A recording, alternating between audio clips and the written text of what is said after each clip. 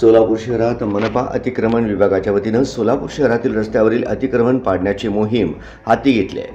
त्यानुसार अनधिकृत अतिक्रमणे पाडण्याचा धडाका सुरू आहे।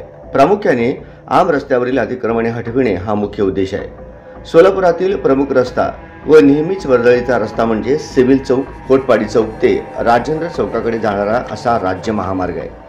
या राज्य महामार्गावरील कोटपाडी चौक ते पद्मशाली चौक या रस्त्यावर राहुल गांधी झोपडपट्टी नावाची वस्ती असून ती वस्ती या महामार्गालगतच असल्याने तेथील वेगवेगळे दुकाने थाटलेले आहेत।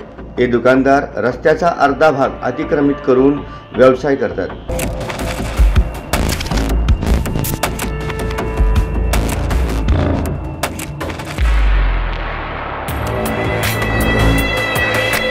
यामुळे अनेक वेळा अपघाती होऊन निरपराध नागरिकांची जीव गेली व वाहतुकीची मोठ्या प्रमाणात कोंडी होतो।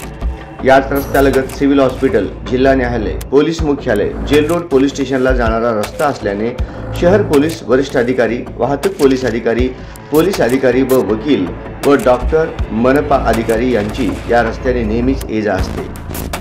तेही याबाबत काही करत नाही आणि पुढील संभाव्य धोका टाळण्यासाठी SB न्यूज चॅनलने याबाबत प्रशासनास जागृत करण्यासाठी आणि लोकांचे जीव वाचवण्यासाठी ही बातमी प्रसारित करत आहे। संपादक विष्णू कारंपुरी महाराज यांच्यासह कॅमेरामन श्रीनिवास बोगा।